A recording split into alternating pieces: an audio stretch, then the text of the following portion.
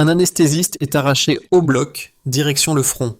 Entre le scalpel et le fusil, le Burkina Faso découvre une frontière civile-militaire rétrécie à un ordre de mission et les faits dépassent le cas individuel.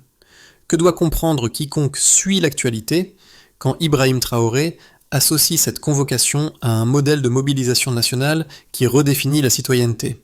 Et si le vrai choc venait d'un simple document? Ce récit promet une lecture structurée de ce que révèle une convocation en apparence banale et de la manière dont un cadre légal peut transformer l'organisation d'un État sous pression sécuritaire. Vous gagnerez une grille de lecture claire et immédiatement réutilisable. L'enjeu central n'est pas seulement l'envoi d'un professionnel vers une mission, c'est le passage d'une mobilisation perçue comme discours à une mobilisation inscrite dans le droit, avec des effets en chaîne sur les administrations, les écoles, les hôpitaux et les entreprises.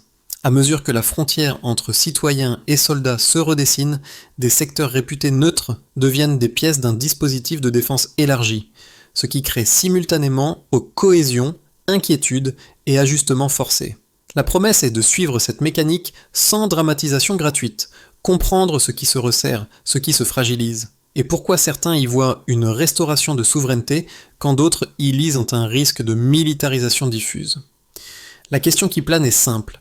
Jusqu'où un pays peut-il absorber une telle transformation sans saturer ses services essentiels? La loi 029/2023 ne se contente pas d'encadrer un service, elle rend obligatoire un service national pour les Burkinabés de 18 à 35 ans et déplace la mobilisation du volontariat vers le mandat légal.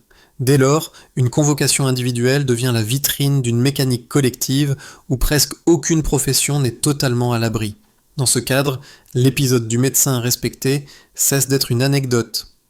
Il expose la logique d'un État qui, face à l'insécurité prolongée et à l'affaiblissement des garanties externes, tente de convertir sa vulnérabilité en levier.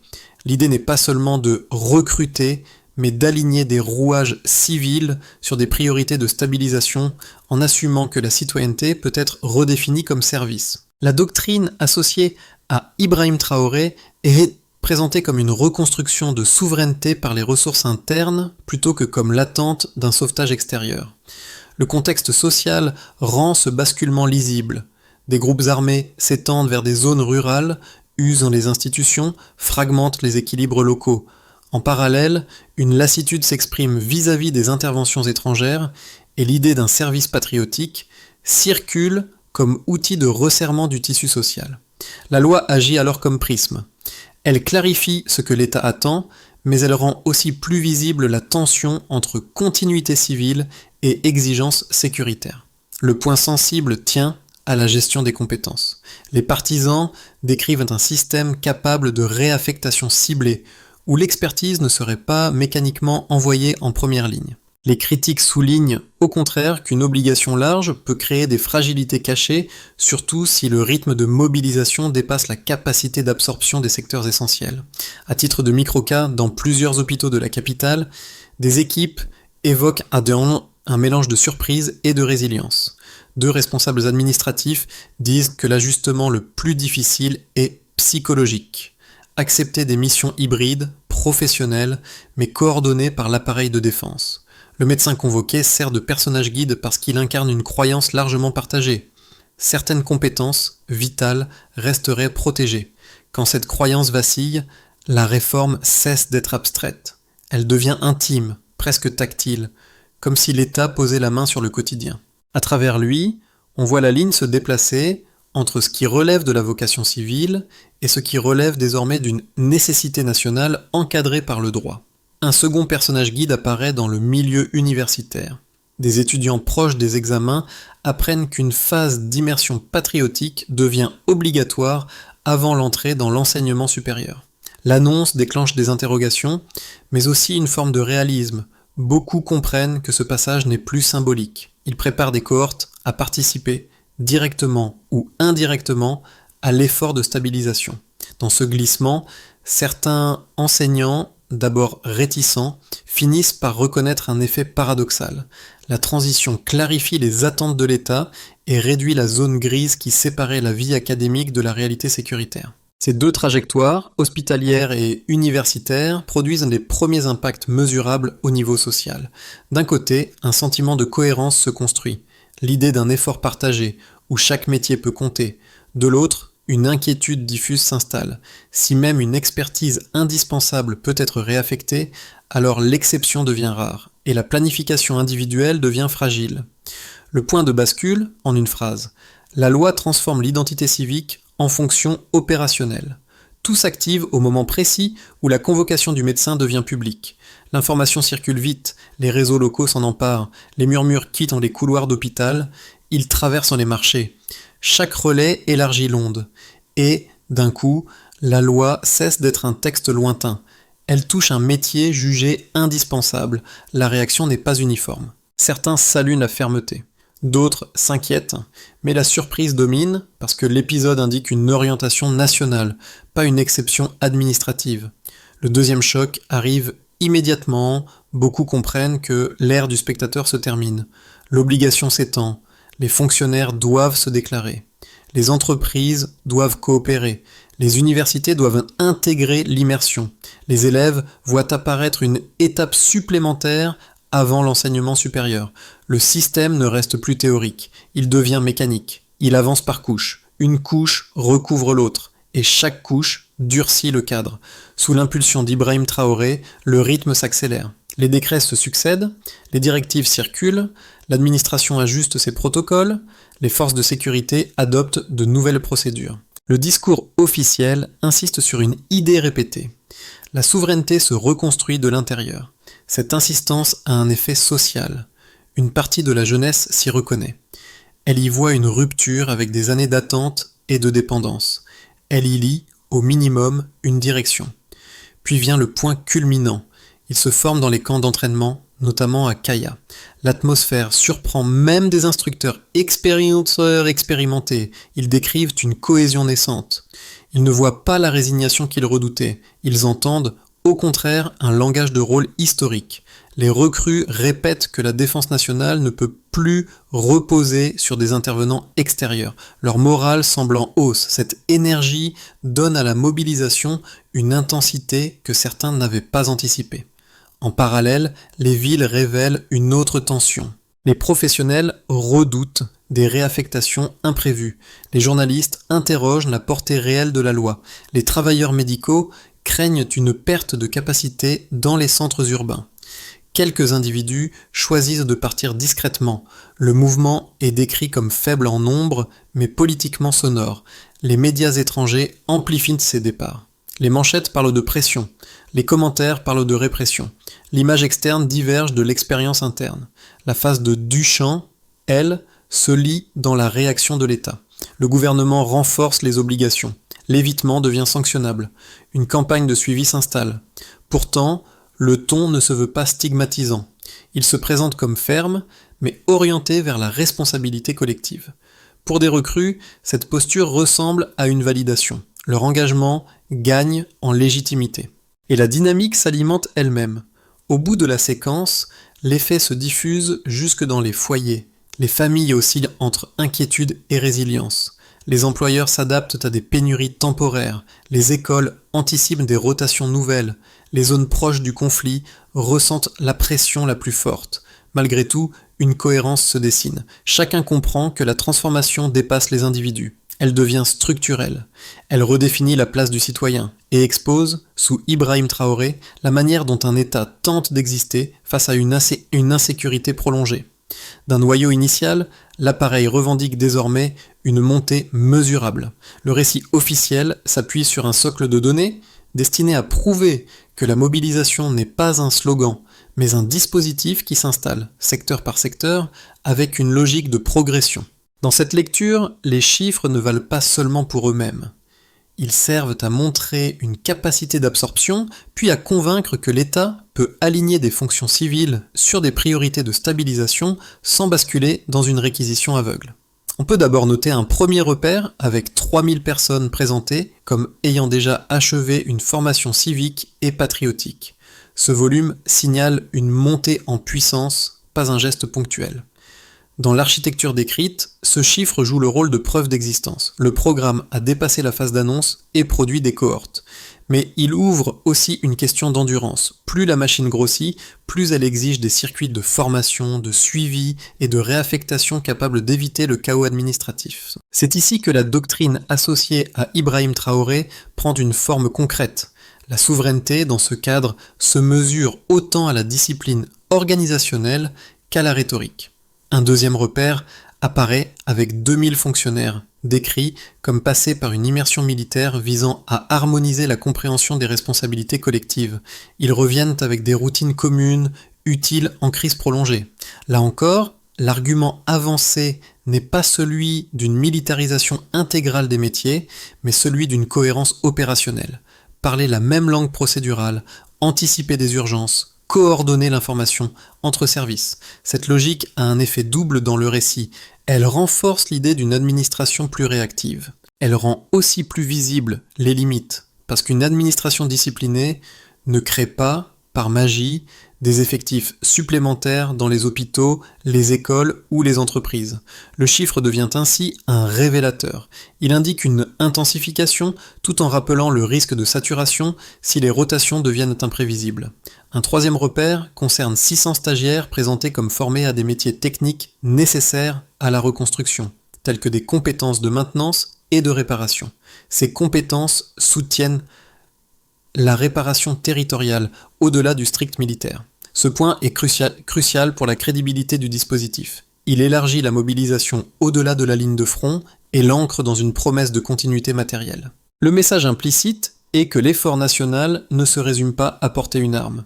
Il s'agit aussi de réparer des infrastructures fragilisées, de soutenir des zones sous pression et de rendre l'État perceptible dans la vie quotidienne. Ces trois ensembles de données composent un cadrage, une contrainte légale, une adhésion partielle, une réaffectation présentée comme ciblée. Mais ils nourrissent également deux lectures opposées. Les critiques peuvent y voir des indicateurs incapables de refléter les tensions latentes, notamment l'anxiété urbaine et les départs discrets. Les partisans peuvent y lire une montée en puissance organisée, compatible avec l'objectif déclaré par Ibrahim Traoré, reconstruire une souveraineté opératoire à partir des ressources internes. Entre les deux, le chiffre devient un terrain de débat, où stabilité, risque et ambition se superposent sans se résoudre. Une première lecture, souvent relayée à l'extérieur, estime que la mobilisation obligatoire serait le signe d'un glissement inquiétant vers une militarisation diffuse. Selon cette position, étendre l'obligation à toutes les professions brouille la frontière entre civil et militaire, fragilise des secteurs essentiels et installe à long terme une structure de pouvoir difficile à modérer. Les exemples mobilisés dans le récit sont connus. L'inquiétude des milieux urbains face aux réaffectations, la crainte d'une perte de capacité dans les hôpitaux, la pression ressentie dans les familles et ces départs discrets qui, même minoritaires, deviennent symboliquement lourds quand ils sont amplifiés par des médias étrangers. Une deuxième lecture, défendue comme rationnelle dans un pays soumis à l'insécurité prolongée, considère que la mobilisation constituerait un cadre nécessaire, et non un réflexe de panique. Cette lecture insiste sur une idée. Le dispositif ne retirerait pas mécaniquement les compétences de leur environnement naturel. Des professionnels peuvent être réorientés vers des besoins civils compatibles avec l'effort collectif, et des filières techniques sont présentées comme renforcées. Ici, le cœur de l'argument est stratégique. Aucun soutien extérieur ne garantissant une protection durable, l'État chercherait, sous Ibrahim Traoré, à bâtir une souveraineté opérationnelle fondée sur des ressources internes, même au prix d'une contrainte plus visible. Réponse étayée par les éléments disponibles, le récit ne confirme ni une mobilisation aveugle, ni une harmonie totale. Il décrit plutôt un système hybride, où la loi impose un cadre uniforme tout en laissant entendre des réaffectations ciblées et des finalités multiples. Les données chiffrées mises en avance, ça avant, suggèrent une montée en puissance organisée, et l'accent mis sur les formations techniques indique une ambition qui dépasse la simple logique militaire. Mais le même récit admet une tension structurelle. Plus l'extension est répétante et rapide, plus le risque de saturation augmente, notamment dans les services essentiels et dans les centres urbains où l'incertitude alimente la prudence. Autrement dit, La question décisive n'est pas de choisir un camp narratif, elle est de suivre la capacité réelle du dispositif à concilier cohésion, continuité civile et ajustement soutenable. On voit alors se dessiner deux vitesses pour une même loi. Dans les camps, un basculement silencieux se voit moins dans les décrets que dans l'attitude des recrues. Plusieurs instructeurs décrivent d'une cohésion naissante, presque spontanée, alimentée par la frustration d'années d'insécurité et d'attentes déçues. Là, le service obligatoire cesse d'être seulement une contrainte. Pour une partie des jeunes, il devient un espace où se reconstruit un sentiment de direction, comme si l'effort collectif rendait enfin le futur lisible. Au même moment, les centres urbains suivent une trajectoire inverse. Les inquiétudes sur les réaffectations, la peur de perdre des compétences clés et la pression ressentie dans les familles créent une tension diffuse, persistante, qui ne se dissipe pas par le simple rappel du devoir. C'est dans ce contraste que se loge la révélation. La mobilisation ne produit pas un bloc homogène, elle fabrique un pays à deux régimes émotionnels, entre adhésion active et prudence inquiète. Pour les observateurs extérieurs, cette divergence résume l'ambiguïté du modèle associé à Ibrahim Traoré. L'unité qui se renforce dans les camps peut devenir un moteur puissant, mais aussi une force difficile à contenir si elle dépasse les structures prévues. Pour l'État et l'administration, la mobilisation modifie d'abord la façon de fonctionner au quotidien. L'immersion imposée à des fonctionnaires est décrite comme un changement de discipline et de réflexe, des routines plus structurées, une capacité de réponse plus rapide et une coordination plus serrée entre services civils et priorités sécuritaires. Mais cette efficacité procédurale a une contrepartie. Elle rend la contrainte plus visible, car les institutions doivent désormais gérer des rotations, des obligations et un suivi qui s'inscrivent dans la durée. L'État gagne en cohérence opérationnelle tout en s'exposant au risque d'engorgement si les réaffectations s'accélèrent. Dans ce cadre, l'objectif affiché sous Ibrahim Traoré est clair: reconstruire de l'intérieur sans attendre une garantie externe. Pour les entreprises et l'économie, l'effet se lit dans l'ajustement des priorités de production. Les rotations de personnel imposées par la loi obligent les employeurs à anticiper des absences et à repenser l'organisation. Cela peut créer des pénuries temporaires dans des équipes déjà tendues. En parallèle, le récit met en avant un bénéfice potentiel: la formation de centaines de stagiaires dans des métiers techniques indispensables à la reconstruction.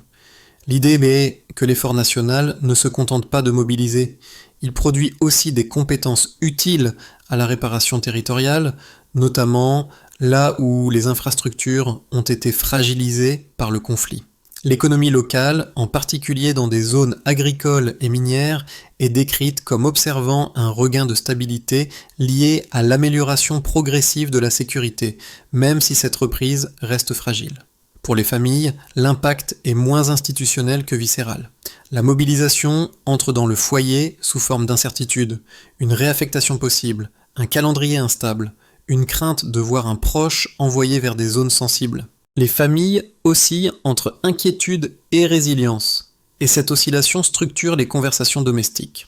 La loi reconfigure l'idée même de trajectoire personnelle. Ce qui relevait d'un choix professionnel ou scolaire devient en partie une variable administrative. Même lorsque l'État insiste sur une responsabilité collective plutôt que sur la stigmatisation, la pression émotionnelle demeure, parce que la contrainte ne disparaît pas quand elle est justifiée. Pour les communautés et les territoires, les conséquences les plus visibles se jouent dans les zones sous pression. Le récit évoque des gains modestes, mais symboliques. Une progression du contrôle gouvernemental de 70,49% à 72,7%. Ce delta agit comme une preuve de retour sur le terrain, une présence étatique qui se réinstalle là où elle avait reculé. Il reconfigure la relation entre population et institutions, surtout dans les régions vulnérables, et nourrit l'idée que la mobilisation peut produire des effets mesurables. Mais la même dynamique révèle une exigence. Tenir ces gains suppose de préserver les services essentiels, d'éviter l'épuisement et de maintenir l'équilibre entre cohésion et continuité civile. C'est précisément là que le modèle associé à Ibrahim Traoré se joue, dans la capacité à transformer une contrainte en stabilité durable, sans fracturer ce qui maintient la société debout. Dans un premier scénario, dit de continuité. La dynamique actuelle se prolonge sans rupture brutale. La mobilisation poursuit son expansion par paliers et les institutions apprennent à ajuster leur circuit au fil de l'eau. L'administration conserve la discipline acquise lors des immersions, les formations civiques et techniques continuent d'alimenter une réserve de compétences, et les zones rurales sous pression enregistrent une stabilisation lente mais réelle grâce à une présence renforcée. Les tensions urbaines, elles, ne disparaissent pas. Familles et employeurs restent prudents face à l'imprévisibilité des réaffectations. Dans cette trajectoire, l'équilibre tient, mais il demeure fragile, parce qu'il dépend de la qualité du pilotage quotidien plutôt que d'un grand tournant. Dans un deuxième scénario, plus favorable, les mécanismes qui fonctionnent gagnent en efficacité plus vite que prévu. Les cycles de formation deviennent plus fluides, la coordination entre institutions civiles et besoins territoriaux se consolide, et les réaffectations paraissent plus lisibles, donc moins anxiogènes. Les gains de stabilité s'élargissent et renforcent la légitimité du dispositif, ce qui peut réduire les départs discrets et atténuer l'écart entre perception interne et image externe. Dans cette hypothèse, l'objectif associé à Ibrahim Traoré, bâtir une souveraineté opérationnelle, se traduit davantage en routine fiable qu'en slogan. Une mobilisation qui tient parce qu'elle sait se calibrer. Dans un troisième scénario, plus risqué, la fréquence des réaffectations augmente ou se coordonne mal. Des secteurs essentiels comme la santé, l'éducation ou certains réseaux techniques s'affaiblissent par accumulation d'absences et par fatigue organisationnelle. Les familles réagissent plus vivement, les inquiétudes urbaines se durcissent et les départs isolés deviennent plus nombreux, non par effondrement, mais par usure. À l'extérieur, ce glissement est interprété comme un signe de fragilité intérieure, ce qui accentue les pressions diplomatiques et amplifie les récits négatifs. Sur le terrain, une fatigue des personnels mobilisés peut ralentir les gains de stabilité et créer un effet domino sur la cohésion. Une recommandation de lecture s'impose, quel que soit le scénario. Jugez la mobilisation comme un système dynamique, en observant ce qu'elle produit et ce qu'elle exige, plutôt qu'en la traitant comme un verdict définitif. Pour une partie des familles, la mobilisation se traduit d'abord par une réécriture du quotidien. Les parents évaluent une candidature, un stage, un examen, à travers la possibilité d'une réaffectation. L'incertitude devient une présence constante, et même quand la résilience domine, elle cohabite avec une crainte précise. Voir un proche envoyé vers une zone sensible, ou voir un équilibre domestique basculer pour des raisons administratives. La politique cesse d'être un débat lointain. Elle entre dans la cuisine, dans la conversation du soir, dans les choix ordinaires. Pour les professionnels des villes, l'expérience est souvent ambivalente. D'un côté, ils comprennent la logique d'un effort collectif dans un pays sous pression. De l'autre, ils affrontent une réalité de rotation et de réorganisation. Maintenir la continuité des services, tout en intégrant une culture plus disciplinée issue des immersions. La frontière entre devoir civil et participation à un dispositif national devient moins nette, ce qui nourrit une prudence durable, surtout lorsque l'information sur les calendriers reste partielle ou changeante. Pour beaucoup de jeunes dans les camps, le vécu bascule vers autre chose. La mobilisation ressemble à une rare occasion de contribuer à un projet national concret. Ils y découvrent une cohésion inattendue et une identité partagée née du sentiment de répondre ensemble à une nécessité. Cette énergie, rapportée comme en hausse, contraste avec les inquiétudes urbaines et crée un pays émotionnellement divisé mais pas immobile. Deux gestes simples peuvent aider à traverser cette complexité sans tomber dans le réflexe. D'abord, distinguer le principe de l'exécution. Ce qui est annoncé n'est pas toujours ce qui est vécu, et l'écart compte. Ensuite, comparer les effets sur la continuité civile. Hôpital, école, travail, territoire. Là se voit la ligne entre cohésion et saturation. Une première étape consiste à consolider la coordination entre institutions civiles et structures de défense. L'administration doit renforcer les circuits de remontée d'informations afin d'ajuster les réaffectations au plus près des besoins réels, plutôt que de fonctionner par à-coups. L'indicateur de suivi le plus simple est la stabilité des services essentiels, continuité des équipes, délai de remplacement, capacité à absorber une absence sans rupture. Une deuxième étape vise à structurer davantage la formation civique et technique en cycles plus courts mais plus fréquents. Les centres de formation peuvent organiser des cohortes calibrées afin d'intégrer un volume variable de participants sans déséquilibrer les hôpitaux, les écoles et les services publics. L'indicateur devient la traçabilité des compétences par cohorte, ce qui a été appris, où cela est utilisé et pendant combien de temps. Une troisième étape consiste à standardiser le déploiement vers les zones rurales et les régions sous pression. Les autorités locales, avec des unités de coordination, doivent affecter des compétences civiles là où les besoins sont immédiats, en réduisant les retards et l'improvisation. L'indicateur central est la continuité des services dans les villages, accès, régularité, maintien des fonctions de base. Une quatrième étape consiste à traiter les tensions urbaines par une information cohérente sur les rotations. Il s'agit moins de convaincre que de rendre le système prévisible, car l'imprévisibilité alimente l'inquiétude et les départs discrets. L'indicateur de suivi est l'évolution des demandes d'exemption et la stabilité des effectifs en ville. Une cinquième étape consiste à maintenir un discours unifié qui présente la mobilisation comme un système adaptatif et non comme une mobilisation totale indistincte. Sous l'autorité d'Ibrahim Traoré, la crédibilité repose sur une capacité à préserver simultanément cohésion, continuité civile et progression sécuritaire. L'indicateur final est l'équilibre entre ces trois dimensions, suivies dans la durée plutôt que proclamées. Tout était parti d'un geste administratif, presque banal, et d'une image impossible à oublier, un scalpel remplacé par une tenue de mobilisation. Ce contraste ne vaut pas seulement comme symbole. Il résume la tension la plus intime du pays. Préserver des compétences indispensables tout en exigeant une responsabilité collective dans un environnement d'insécurité prolongée. Au fil du récit, la convocation d'un médecin n'apparaît plus comme un accident, mais comme un révélateur.